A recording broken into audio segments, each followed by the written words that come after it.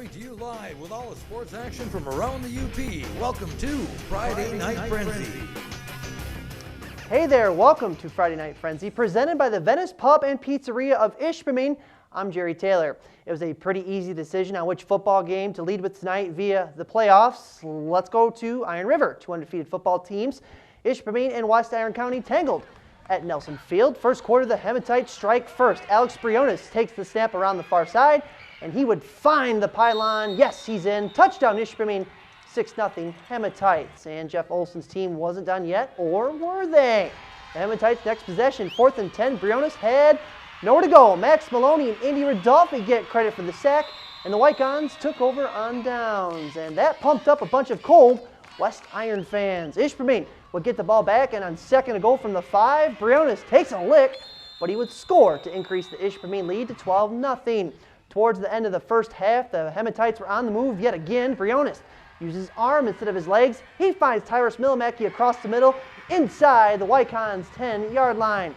Briones would score a few plays later to make it 18-0 Ishpeming at the half. The Hematites would win it 34-0. West Iron County finishes the season 10-1, the best season ever in school history for the Wycons. So the Hematites are now 11-0. They will play either Lake City or Lincoln Alcona next week. Lake City and Lincoln Alcona have kickoff set for 1 p.m.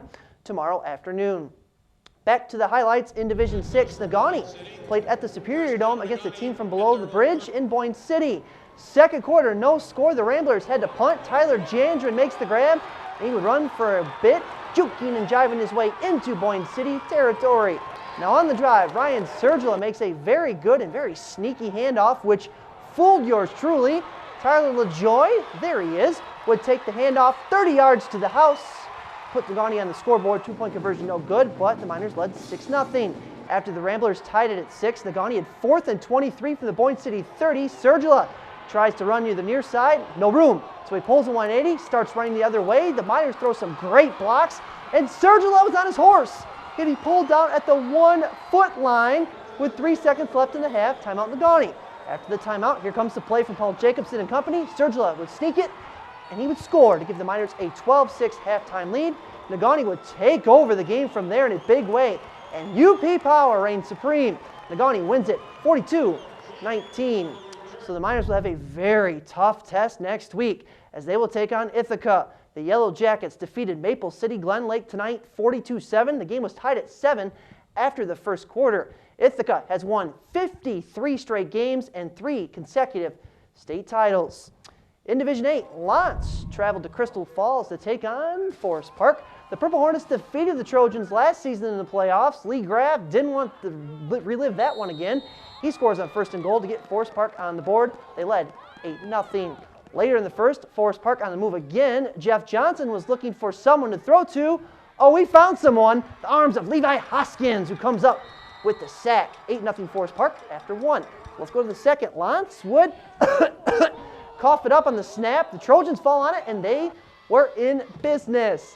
Forest Park would take full advantage of the turnover. Johnson on 2nd and goal connects with Daniel Nocerini for the short TD to give the Trojans a 16-0 lead.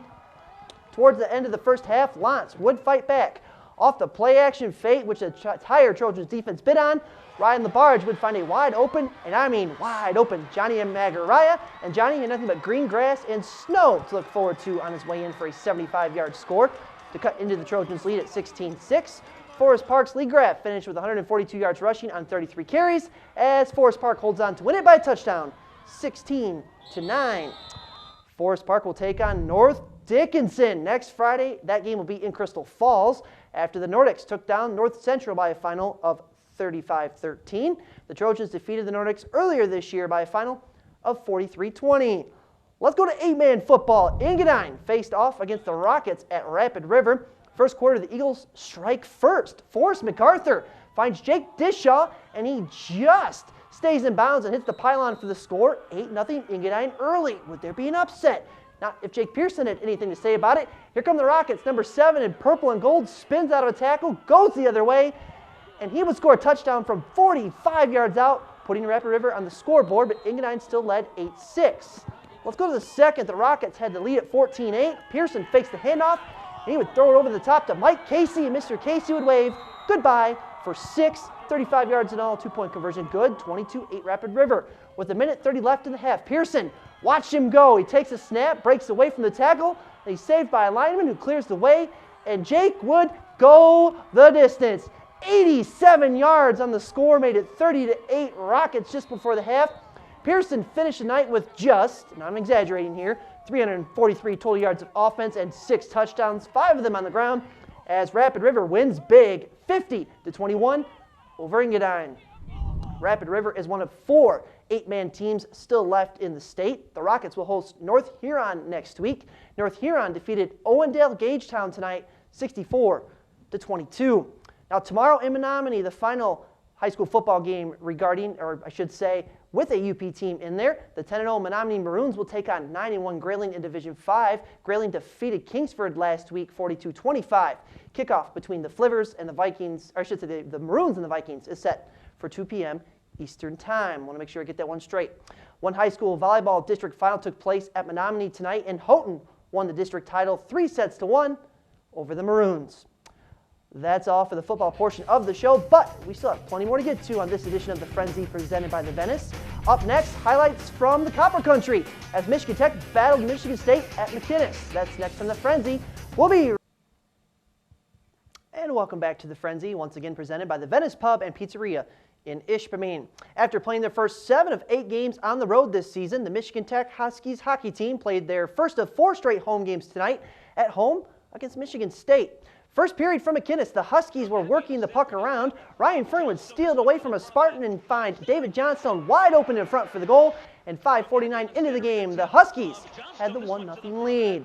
In the second, Tech stole up a goal. Joe Cox for the Spartans had a breakaway. He gets a great shot off, but Phoenix Copley comes up with an even better save to keep Sparty off the scoreboard. Let's go to the third. Still 1-0 Tech. Blake Pietla finds Tanner Carroll wide open in the middle of the ice, and the Hancock native goes 5-hole for the goal to increase the Huskies' lead to 2-0. Under 5 minutes left in the game, the Huskies would score yet again as Alex Patan lights the lamp. Carroll and Blake Pietla each were credited with an assist on the play.